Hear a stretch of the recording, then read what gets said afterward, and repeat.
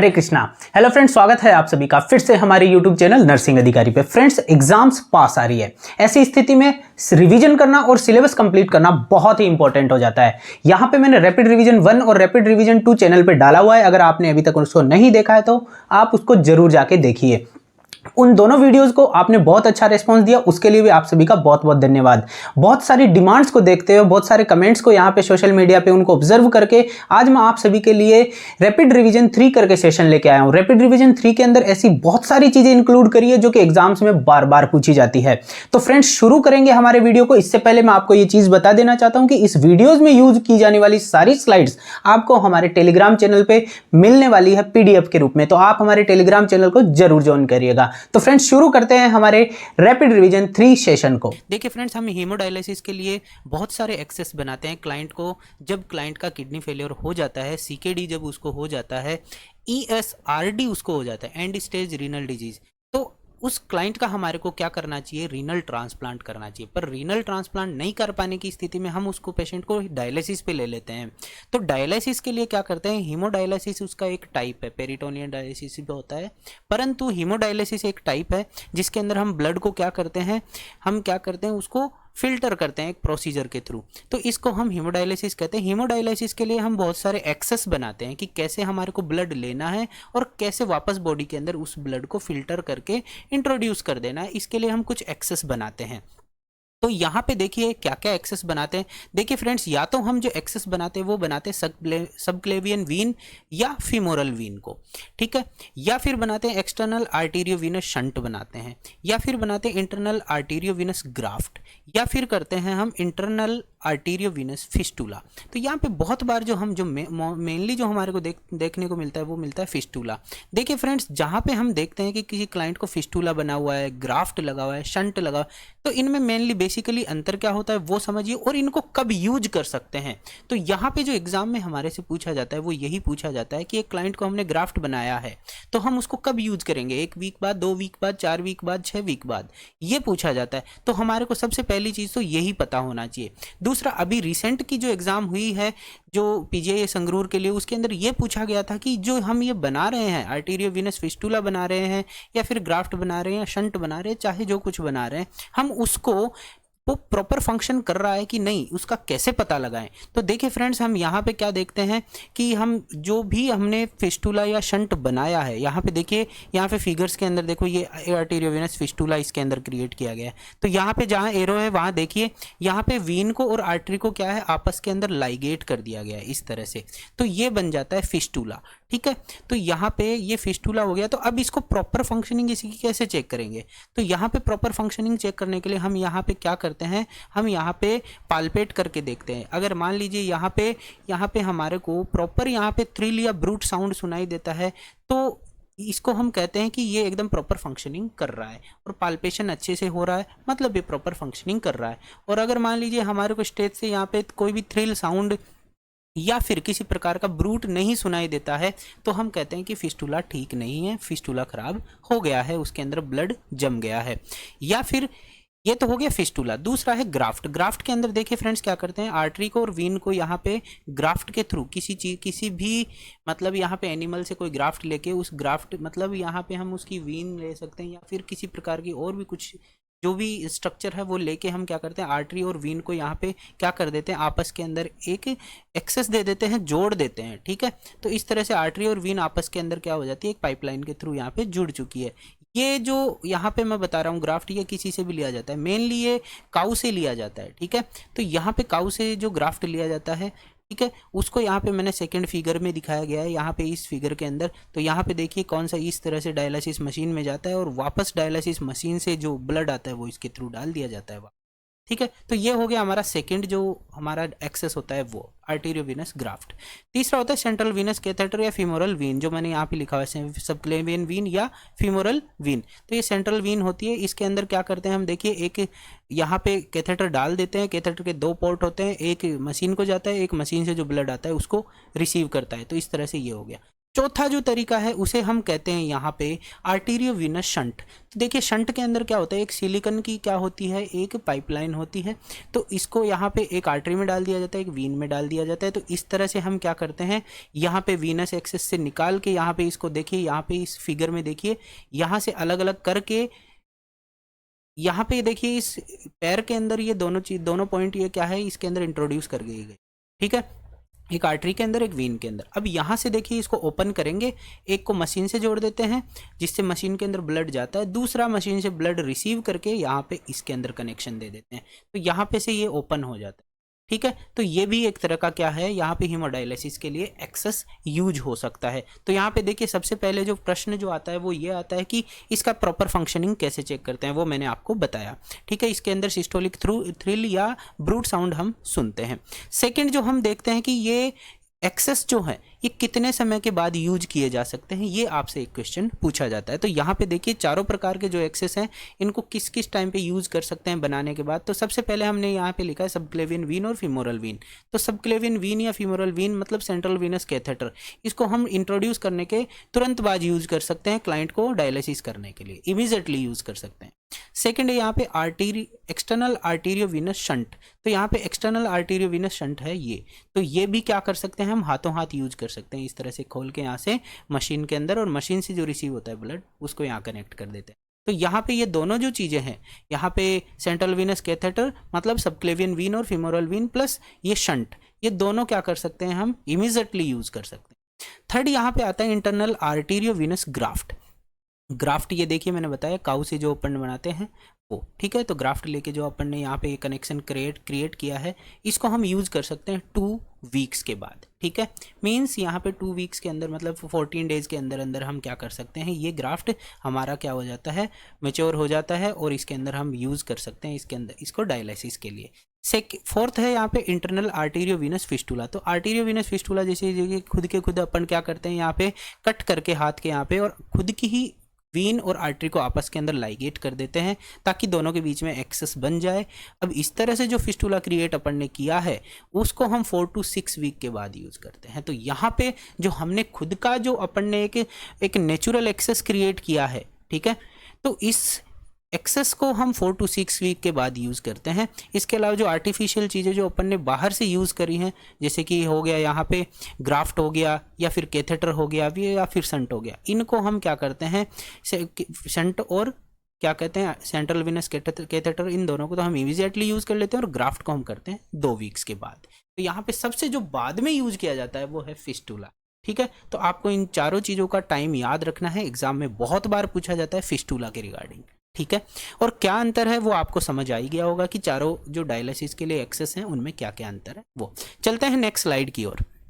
Next slide के अंदर देखिए मोस्ट कॉमन कैंसर्स के बारे में एग्जाम्स में आपसे पूछा जाता है कि सबसे मोस्ट कॉमन कैंसर कौन सा है वर्ल्ड के अंदर, या फिर इंडिया में कौन सा है। तो यहाँ पे देखिए मैं टोटल पॉपुलेशन, मेल, फीमेल, और कौन से कैंसर के कारण मोर्टेलिटी है, एक ये चीज़ यहाँ पे मैंने चारों चीज़ यहाँ पे इंक्लूड करी है। तो फ्रेंड्स इस स्लाइड के अंदर देखिए बहुत बार क्वेश्चन बनता है, तो उसके अंदर आपको कंफ्यूज नहीं होना है, इसीलिए मैंने यहाँ पे एक अच्छी सी स्लाइड बनाई है जिसके अंदर आपको कंफ्यूज होने की जरा भी ज़रूरत नहीं है। तो सबसे पहले हम देखेंगे कि यहाँ पे वर्ल्ड वाइड देखते हैं कि सबसे मोस्ट कॉमन कैंसर वर्ल्ड के अंदर कौन सा है। तो टोटल पॉपुलेशन की बात करते हैं तो लंग्स कैंसर क्या है, पूरे वर्ल्ड में सबसे मोस्ट कॉमन कैंसर है। फीमेल्स की बात करी जाए तो ब्रेस्ट कैंसर सबसे मोस्ट कॉमन कैंसर है वर्ल्ड वाइड।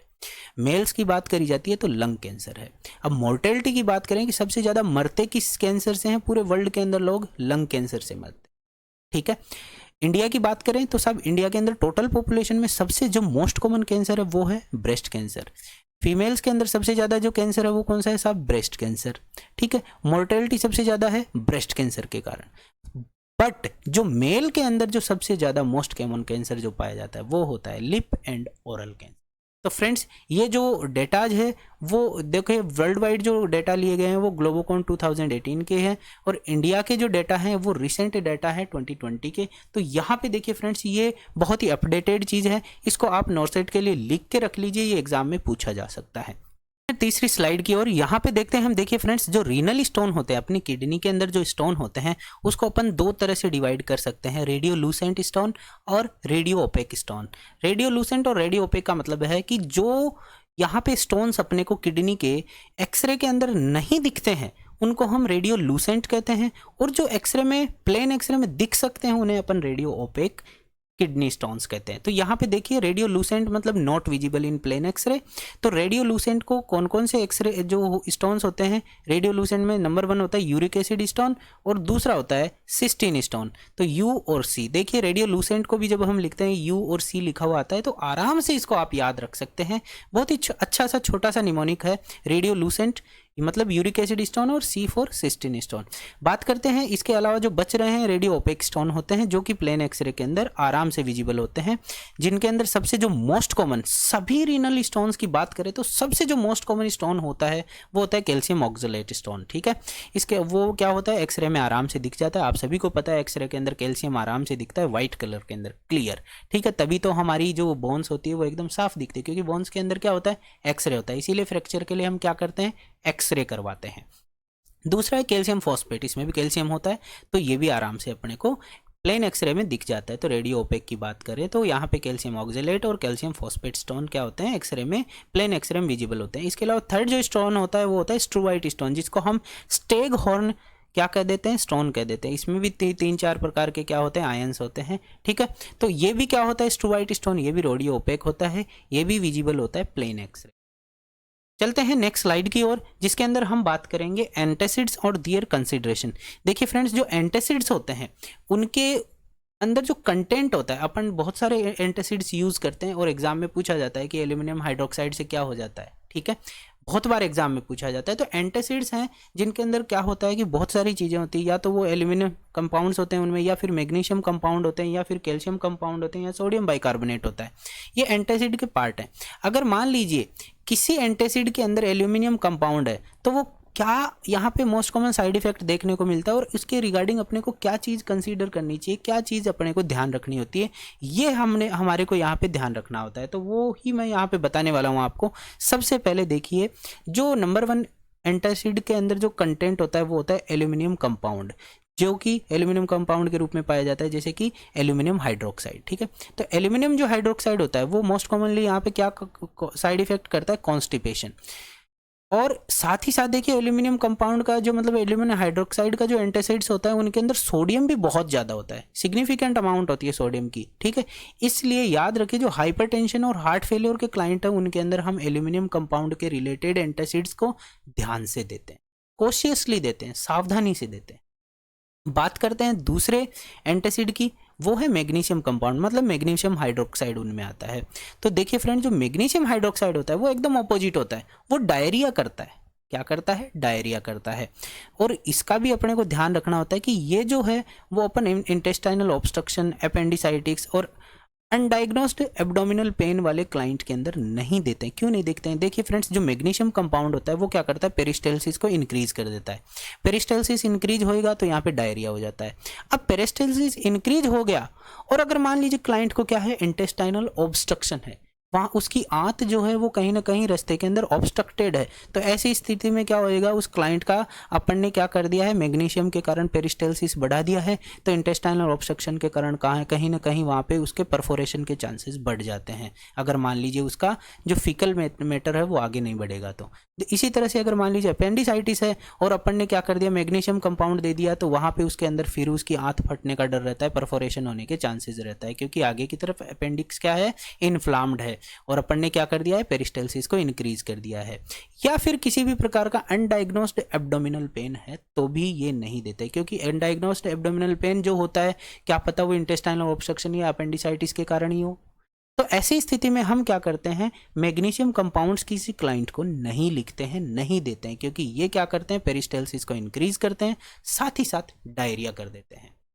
चलते हैं तीसरे कंपाउंड्स की तरफ, जो कि होते हैं कैल्शियम कंपाउंड्स। ठीक है, एंटासिड का तीसरा जो कंपाउंड है वो है यहाँ पे कैल्शियम कंपाउंड। देखिए कैल्शियम कंपाउंड के रूप में हम देखते हैं कैल्शियम कार्बोनेट, इनमें मैक्सिमम देखने को मिलता है एंटासिड्स के अंदर।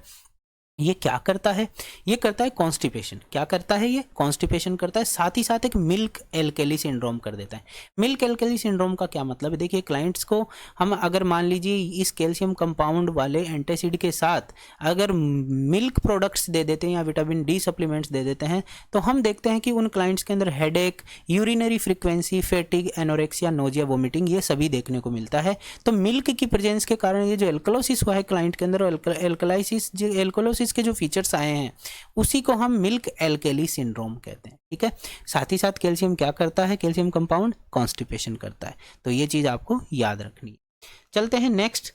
यहाँ पे जो फोर्थ वन है वो है सोडियम बाइकार्बोनेट। देखिए फ्रेंड्स, जो सोडियम बाइकार्बोनेट है तो इसको अपन कहते हैं NaHCO3।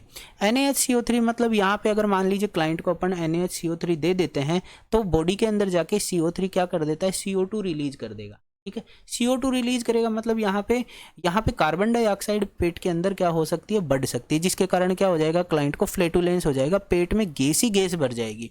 ठीक है, इस तरह से उसका इंट्रा एब्डोमिनल प्रेशर भी बढ़ सकता है। ठीक है, क्योंकि ये क्या करते हैं? CO2 क्या करते हैं? लिबरेट करते हैं बॉडी के अंदर। अब क्या ध्यान रखना है? सोडियम है इसमें, तो अपने को क्या ध्यान रखना है कि भाई साहब इनको भी अपन सोडियम जिन चीज़ों में होता है वो अपन हाइपरटेंशन और हार्ट फेलियर के पेशेंट्स में ध्यान से देते हैं। तो ये हो गया अपना एंटासिड से रिलेटेड दियर कंसीडरेशन। एग्जाम में पूछे जाते हैं कि ये एग्जाम में बहुत बार पूछा गया है एल्यूमिनियम कंपाउंड का, ये नोरसेट में एक बार पूछा जा गया हुआ क्वेश्चन, इसी करके मैंने ये जो स्लाइड है वो यहाँ पे इंक्लूड करी है। चलते हैं नेक्स्ट स्लाइड की ओर। बहुत सारी ड्रग्स हैं और उनके अंदर नॉर्मल यूरिनरी फाइंडिंग पूछी जाती है। देखिए फ्रेंड्स, एग्जाम में कैसे क्वेश्चन आ जाता है कि एक क्लाइंट है वो रिफाम्पिसिन ले रहा है और उसको रेड कलर का यूरिन आ रहा है, तो क्लाइंट को क्या, उसका नर्स को क्या करना चाहिए कि ये नॉर्मल है, ये एबनॉर्मल है, ये डॉक्यूमेंट कर देना चाहिए या फिर ये नोटिफाई टू फिजिशियन करना चाहिए, क्या करना चाहिए? तो यहाँ पे देखिए क्या नॉर्मल है, क्या एबनॉर्मल है। तो मैंने यहाँ पे जो नॉर्मल यूरिनरी फाइंडिंग है किन किन ड्रग्स के साथ, वो यहाँ पे मैंने इंक्लूड करी है। तो सबसे पहले बात करूंगा मैं रिफाम्पिसिन की। अगर इसके साथ रेड कलर का यूरिन आता है तो एक नॉर्मल फाइंडिंग है, कोई दिक्कत नहीं है, रेड कलर का रिफाम्पिसिन के साथ आता है। आप सभी ने एंटी ट्यूबरक्यूलर ड्रग्स के अंदर पढ़ा है कि रिफाम्पिसिन से क्या होता है? बॉडी के सभी सिक्रेशन रेड कलर के हो जाते हैं। तो यहाँ पे रिफाम्पिसिन के साथ अगर रेड कलर का यूरिन आता है तो नॉर्मल है। ठीक है, नाइट्रोफ्यूरेंटोइन करके एक ड्रग होती है, आप सभी को पता है, अगर उसके साथ ब्राउन कलर का यूरिन आता है दैट इज नॉर्मल फाइंडिंग। फिनाइजोपाइरिडीन है, उसके साथ अगर रेड वाइन कलर का उसके साथ भी अगर मान लीजिए यूरिन आता है तो that is also a normal finding. ठीक है, फोर्थ वन इज मेथिनामिन्स। मेथिनामिन्स के साथ अगर क्रिस्टल यूरिया के साथ बहुत छोटे छोटे क्रिस्टल्स आते हैं तो वो भी नॉर्मल है। इसके अलावा फ्लोरक्विनोलोन्स ड्रग्स जो होती है उनके साथ भी है, जैसे कि सिप्रोफ्लेक्सासिन हो गई, ऑफ्लक्सासिन हो गई, इन फ्लोरक्विनोलोन्स के साथ अगर मान लीजिए क्रिस्टल यूरिया होता है, यूरिन के साथ कुछ क्रिस्टल्स आते हैं, तो ये भी क्या है? नॉर्मल फाइंडिंग है। तो ये वेरियस ड्रग्स हैं जिनके साथ जो अपने को नॉर्मल फाइंडिंग्स है ध्यान रखनी होती है, वो यहाँ पे मैंने इस स्लाइड के अंदर इंक्लूड करी है। चलते हैं नेक्स्ट स्लाइड के अंदर, जिसके अंदर मैंने यहाँ पे इंक्लूड किया है आर्थराइटिस। देखिए फ्रेंड्स, आर्थराइटिस के तीनों टाइप यहाँ पे, type of arthritis, rheumatoid arthritis, osteo arthritis और गाउटी आर्थराइटिस। इन तीनों को यहाँ पे इनके कोजेज क्या हैं, इन तीनों के क्या स्पेशल फीचर्स हैं और इन तीनों के अंदर पेन का क्या पैटर्न होता है, दर्द कैसा होता है, वो यहाँ पे मैंने यहाँ पे क्या किया? इंक्लूड किया है। साथ ही साथ जो इनके अंदर स्पेशल फीचर्स होते हैं उनके अंदर देखिए मैंने यहाँ पे क्या क्या होते हैं: एवर्डेंस नोड्यूल्स, बुचार्ड नोड्यूल्स, रूमेटॉइड आर्थराइटिस के अंदर अल्नर ड्रिफ्ट और ये बुटेनॉर डिफॉर्मिटी, और यहाँ पे स्वान नेक डिफॉर्मिटी, प्लस गाउटी आर्थराइटिस के अंदर जो टॉफी होता है वो क्या होता है, वो मैं यहाँ पे आपको बताने वाला हूँ। तो फ्रेंड्स यहाँ पे देखिए, सबसे पहले मैं आपको बताऊंगा टाइप ऑफ आर्थराइटिस के अंदर नंबर 1 है रूमेटॉइड आर्थराइटिस। देखिए इसका क्या सबसे मोस्ट कॉमन रीजन होता है, आप सभी को पता है, इसका कोज है इम्यूनिटी। ठीक है, ऑटो इम्यून डिजीज होती है, तो अल्टर्ड इम्यून रिस्पॉन्स यहाँ पे इस डिजीज का कोज होता है। क्या स्पेशल फीचर्स होता है इसमें? सबसे पहले जो फीचर है, देखिए बात करते हैं ब्यूटेनॉर डिफॉर्मिटी की। ब्यूटेनॉर डिफॉर्मिटी के अंदर क्या होता है?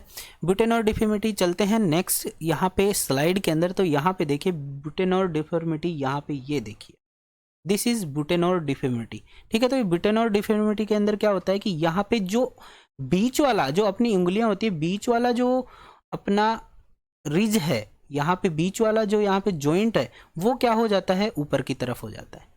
ठीक है, साथ ही साथ इसके अंदर स्वान नेक डिफॉर्मिटी भी मिलती है देखने को। तो स्वान नेक डिफॉर्मिटी के अंदर हम क्या देखते हैं कि जो आगे वाला जॉइंट होता है, ठीक है, वो ऊपर हो जाता है। तो यहाँ पे ब्यूटेनॉर जो डिफॉर्मिटी होती है वो क्या होती है? बिलो होती है, बीच में होती है, और स्वान नेक होती है वो होती है ऊपर होती है। इसी तरह से हम देखते हैं एक अल्नर ड्रिफ्ट भी इसके अंदर होती है, ठीक है, कि जो अपनी जो दोनों बाजू होती है, दोनों हाथ होते हैं, उनको अगर अपन इस तरह से रखते हैं तो अल्नर ड्रिफ्ट होता है। अपनी अल्ना होती है उसकी तरफ ये क्या हो जाते हैं, ये उस तरफ में मूव कर जाते हैं, ठीक है। तो यहाँ पे आप देख सकते हैं फिगर के अंदर आराम से कि रूमेटॉइड आर्थराइटिस के अंदर तीनों जो फीचर्स जो होते हैं वो क्या क्या होते हैं। देखिए, अल्नर ड्रिफ्ट होता है, बिटेनोर डिफॉर्मिटी होती है, स्वान नेक डिफॉर्मिटी होती है। तो ये हो गए रूमेटॉइड आर्थराइटिस के फीचर्स। तो यहाँ पे मैंने देखिए तीनों स्पेशल फीचर्स यहाँ पे लिखे हैं। बुटेनोर डिफॉर्मिटी होती है, अल्नर ड्रिफ्ट होता है, स्वान नेक डिफॉर्मिटी होती है। पेन का क्या पैटर्न होता है, देखिए सिमेट्रिकल पेन होता है, ठीक है, यहाँ पे, और वो रेस्ट से क्या होता है, रिलीव्ड नहीं होता है, ठीक है। अगर उस क्लाइंट के पैरों में दर्द हो रहा है तो दोनों में होएगा। सिमेट्रिकल पेन का मतलब ये दोनों में होएगा, एक जैसा होएगा, ठीक है। नेक्स्ट है ऑस्टियोआर्थराइटिस। ऑस्टियोआर्थराइटिस का जो रीजन है वो है डीजनरेशन ऑफ आर्टिकुलर कार्टिलेज। यहाँ पे जो अपनी बोन्स है उनके अंदर जो आर्टिकुलर कार्टिलेज होती है उसका डीजनरेशन इसका कॉज होता है। इसके अंदर जो स्पेशल फीचर है वो है हेबर्डन नोड्यूल। हेबर्डन नोड्यूल देखिए आप यहाँ पे ऑस्टियोआर्थराइटिस की इसके अंदर देखिए हेबर्डन नोड्यूल, ये हेबर्डन नोड्यूल है, ये बीच के अंदर है बुचार्ड नोड्यूल्स, ठीक है। तो हेबर्डन नोड्स और बुचार्ड नोड्स कहते हैं इन दोनों को। अब यहाँ पे देखिए बिचार्ड बी से वही इस तरह जहाँ पे मैंने बुटेनोर डिफॉर्मिटी बताई थी बी फॉर बिलो, तो यहाँ पे बुचार्ड नोड्स क्या होते हैं, बिलो होते हैं। हेबर्डन्स नोड्यूल जो होते हैं वो H for Heberden, H for high होते हैं। तो यहाँ पे उंगली के अंदर देखिए एच फॉर हाई, अगर यहाँ पे इस उंगली के अंदर देखेंगे हम इस फिंगर के अंदर, तो जो हाई होगा वो हेबर्डन होता है और बिलो जो होगा वो होता है बुचार्ड नोड्स, ठीक है। तो यहाँ पे बुचार्ड नोड नीचे होते हैं मतलब, ठीक है, बीच वाली साइड में, और ऊपर वाली साइड में जो होते हैं हेबर्डन नोड्स होते हैं। तो ये ऑस्टियोआर्थराइटिस के अंदर हम देखते हैं। इसी तरह से B4 देखिए यहाँ पे बिलो या बुटेनोर डिफॉर्मिटी होती है, बीच वाला जो होता है यहाँ पे इंटरफेलेंजियल जॉइंट, ये क्या होता है यहाँ पे इंटरफेलेंजियल जॉइंट जो होता है वो क्या हो जाता है, फ्लेक्स हो जाता है। साथ ही साथ इसके अंदर अपन जब पेन देखते हैं तो पेन का पैटर्न होता है इसके अंदर एसिमेट्रिकल पेन, ठीक है। यहाँ पे देखिए रूमेटॉइड आर्थराइटिस में मैंने बताया सिमेट्रिकल पेन होता है कि मतलब सारे शरीर में एक जैसा सा पेन होगा, जबकि ऑस्टियोआर्थराइटिस की बात करते हैं तो इसमें होता है एसिमेट्रिकल पेन। एसिमेट्रिकल पेन का मतलब होता है कभी इस पैर में दर्द हो गया, कभी उस पैर में दर्द हो गया, ठीक है। तो इस तरह से इसके अंदर पेन का पैटर्न देखने को मिलता है, ठीक है। और ये जो पेन है वो रेस्ट के द्वारा रिलीव हो जाता है, ठीक है, आराम करेंगे तो रिलीव हो जाता है। नेक्स्ट है गाउटी आर्थराइटिस। गाउटी आर्थराइटिस आप सभी को पता है प्यूरिन मेटाबॉलिज्म डिसऑर्डर होता है। प्यूरिन को जब मेटाबोलाइजेशन होता है तो बॉडी के अंदर क्या होता है, यहाँ पे यूरिक एसिड बहुत ज़्यादा बनता है और ये यूरिक एसिड बॉडी के अंदर वेरियस ऑर्गन्स के अंदर क्या हो जाता है, डिपॉजिट होने लग जाता है। और जब ये वेरियस ऑर्गन्स के अंदर डिपॉजिट होने लगता है तो यहाँ पे बहुत सारे जॉइंट्स हैं जिनके आसपास क्या होता है, ये यूरिक एसिड के क्रिस्टल्स क्या हो जाते हैं, कुछ मासेस बना लेते हैं, वाइट मैसेज बना लेते हैं, ठीक है। और ये वाइट मासेज क्या होते हैं, अपन मोस्ट कॉमनली जो देखते हैं अपने पैरों के अंदर जो अंगूठा होता है उसके पास बहुत ज़्यादा देखने को मिलता है। साथ ही साथ बॉडी के अंदर कहीं पे भी ये बन सकते हैं, बॉडी के अंदर स्किन में भी ये बहुत जगह बन सकते हैं जहाँ पे बहुत ज़्यादा रैशेज क्रिएट कर सकते हैं, इचिंग क्रिएट कर सकते हैं। तो यहाँ पे टॉफी क्या होता है, टॉफी का मतलब है यूरिक एसिड के crystals which makes white message. Next slide के अंदर यहाँ पे देखिए ये है अपना अंगूठा पैर का, यहाँ पे ये यूरिक एसिड के क्रिस्टल्स के जमा होने के कारण बना हुआ है, इसी को हम टॉफी कहते हैं, ठीक है। तो समझ आया यहाँ पे टॉफी क्या होता है। अब गाउटी आर्थराइटिस के अंदर भी हम देखते हैं कि एसिमेट्रिकल पेन होता है, पर ये जो मेनली जो ये पेन होता है वो मेटाटार्सोफेलेंजियल जॉइंट्स के अंदर होता है, जैसे कि ग्रेड 2 जो अपने पैर का बड़ा अंगूठा होता है, पैर का बड़ा उंगली जिसको अपन 2 कहते हैं, तो पैर का बड़ा जो 2 होता है उसको अपन अंगूठा ही कहेंगे। तो यहाँ पैर के अंगूठे के अंदर ये सबसे ज़्यादा देखने को मिलता है। चलते हैं नेक्स्ट इंसुलिन की तरफ। एग्जाम में इंसुलिन से रिलेटेड भी एग्जाम में बहुत बार क्वेश्चन पूछे जाते हैं कि जो इंसुलिन्स होते हैं उनके टाइप क्या होते हैं। तो सबसे पहले मैं आपको बता देता हूँ कि यहाँ टाइप होते हैं जो इंसुलिन के, वो 4 टाइप्स होते हैं। साथ ही साथ इनके ऑनसेट, इनके पीक और इनके ड्यूरेशन से रिलेटेड एग्जाम में क्वेश्चन बहुत बार पूछा जाता है। वो ऐसे पूछ लिया जाता है कि एक क्लाइंट को अगर मान लीजिए अपन ने रेगुलर इंसुलिन दिया है तो इसका हाईएस्ट पीक इफेक्ट देखने को कब मिलता है साहब, या फिर ऐसे दिया जाएगा कि अगर मान लीजिए किसी क्लाइंट को रेगुलर इंसुलिन 8 बजे दिया गया है तो इसका पीक इफेक्ट कब देखने को मिलेगा। तो आप ये टाइम्स जोड़ सकते हो उसके अंदर 2 से 4 घंटे बाद, मतलब 10 से 12 बजे के बीच की उसके अंदर यहाँ पे पीक इफेक्ट देखने को मिल सकता है उस रेगुलर इंसुलिन। तो इस तरह से यहाँ पे एग्जाम में क्वेश्चन पूछे जाते हैं। आप सभी को इन चीज़ों के बारे में अवेयर होना चाहिए। मैंने यहाँ पे मैं यही कर सकता हूँ कि आपके लिए एक इंसुलिन की स्लाइड बनाऊँ जिसके अंदर सभी प्रकार के इंसुलिन, सभी प्रकार के उनका ऑनसेट, उनका पीक टाइम और उनका ड्यूरेशन यहाँ पे लिख के मैं आपके सामने रिप्रेजेंट कर रहा हूँ। तो सबसे पहले यहाँ पे देखते हैं नंबर 1 जो टाइप ऑफ इंसुलिन है वो है रैपिड एक्टिंग, सेकेंड होते हैं शॉर्ट एक्टिंग, थर्ड होते हैं इंटरमीडिएट एक्टिंग और चौथे होते हैं लॉन्ग एक्टिंग। रैपिड एक्टिंग की बात करें तो उसमें 2 तरह के इंसुलिन होते हैं, इंसुलिन एस्पार्ट जिसको अपन नोवोलॉग के नाम से लिखते हैं और इंसुलिन लिस्प्रो जो कि हुमालॉग के नाम से मार्केट में अपने को मिलता है। देखिए जो रैपिड एक्टिंग इंसुलिन्स होते हैं वो ऑनसेट होता है उनका विद इन 15 मिनट वो इफेक्ट करते हैं, लगाते ही 15 मिनट के भीतर भीतर उसको खाना खाना पड़ेगा, अदरवाइज क्या कर सकता है क्लाइंट का हाइपोग्लाइसीमिया हो सकता है। ठीक है, इसलिए इनका ऑनसेट विद इन 15 मिनट होता है। तो यहाँ पे अपने को सबसे ज़्यादा ध्यान रखना होता है, रैपिड एक्टिंग इंसुलिन देने के बाद हाथों हाथ खाना खिलाना चाहिए। इसका पीक इफेक्ट जो होता है 30 to 90 मिनट्स के भीतर देखने को मिलता है। ठीक है, 30 to 19 मिनट के अंदर अंदर इस क्लाइंट को जो इंसुलिन दिया है उसका पीक इफेक्ट देखने को मिलता है। टोटल ड्यूरेशन 3 से 5 घंटे तक ये असर करके रखता है बॉडी के अंदर। नेक्स्ट है यहाँ पे second number short acting. Short acting के अंदर आता है अपना रेगुलर इंसुलिन। ठीक है, जिसको अपन यहाँ पे हुमुलिन के नाम से लिखते हैं। ठीक है, तो यहाँ पे रेगुलर जो इंसुलिन है शॉर्ट एक्टिंग में आता है, ये 30 मिनट्स के अंदर इसका ऑनसेट होता है कि या ये इंजेक्शन अगर हम मान लीजिए क्लाइंट को लगा देते हैं तो आधे घंटे के अंदर उसको अपन खाना खिलाना ही चाहिए, अदरवाइज उसको हाइपोग्लाइसीमिया हो सकता है। साथ ही साथ उसका पीक इफेक्ट 2 से 4 घंटे बाद देखने को मिलता है। टोटल ड्यूरेशन 5 से 7 घंटे तक इस इंजेक्शन का असर रहता है। थर्ड है यहाँ पे इंटरमीडिएट एक्टिंग जो कि है NPH इंसुलिन। ठीक है, और तीसरा है मिक्स इंसुलिन जितने भी होते हैं जिसमें 70-30 या 75-25 का रेशियो के अंदर बहुत सारे मिक्स इंसुलिन आते हैं, मिक्स स्टार्ट्स जो आते हैं वो सारे के सारे इंटरमीडिएट एक्टिंग होते हैं। ठीक है, इन सभी का ऑनसेट होता है 1.5 घंटे बाद, मतलब लगाने के 1.5 घंटे बाद होता है, 90 मिनट्स के बाद होता है। ठीक है, तो यहाँ पे इनका जो पीक इफेक्ट अपने को देखने को मिलता है वो होता है 4 से 12 घंटे बाद, और टोटल ड्यूरेशन 16 से 24 घंटे तक इनका क्या रहता है, इफेक्ट बॉडी में रहता है। नेक्स्ट है लास्ट वन लॉन्ग एक्टिंग इंसुलिन्स जो कि ग्लेर्जिन के नाम से आता है, लेंटस के नाम से आता है। ठीक है, इनका जो ऑनसेट होता है 2 से 4 घंटे बाद इनका ऑनसेट शुरू होता है। साथ ही साथ इनका कोई पीक नहीं होता, ये धीरे धीरे अपने बॉडी के अंदर क्या करते हैं, काम करते रहते हैं। 24 घंटे के ड्यूरेशन तक ये क्या करते हैं, बॉडी के अंदर जो अपना ब्लड शुगर होता है उसका मेंटेन लेवल। ठीक है, तो यहाँ पे हम देखते हैं लेंटस जो होता है उसका ड्यूरेशन होता है 24 आवर। एग्जाम में जो बहुत बार मेनली क्वेश्चन पूछा जाता है वो ये पूछा जाता है कि जब अपन इंसुलिन को मिक्स करते हैं तो यहाँ पे रेगुलर और NPH अगर मान लीजिए इंसुलिन को अपने को मिक्स करना होता तो सबसे पहले कौन सा इंसुलिन लेंगे। तो अपने को देखिए रजिस्टर्ड नर्स में अपन क्या लिखते हैं, रजिस्टर्ड नर्स को RN लिखते हैं। तो रजिस्टर्ड नर्स, तो यहाँ पे रजिस्टर्ड नर्स को RN लिख रहे हैं तो यहाँ पे इसी से R से रेगुलर, N से NPH, तो अपन लेते भी इसी पैटर्न में। सबसे पहले अगर मान लीजिए इंसुलिन को मिक्स करना है तो यहाँ पे पहले रेगुलर इंसुलिन की जो वायल है उससे अपन इंसुलिन लेंगे, फिर NPH से लेंगे। तो R मतलब रेगुलर से पहले लेंगे फिर NPH से, तो RN, ये अपन यहाँ पे निमोनिक से याद रखते हैं। सेकेंड जो अपने को ध्यान रखना होता है कि जो इंसुलिन ग्लेर्जिन होता है, लेंटस होता है, उसको किसी भी प्रकार के इंसुलिन के साथ अपन यहाँ पे मिक्स नहीं करते हैं।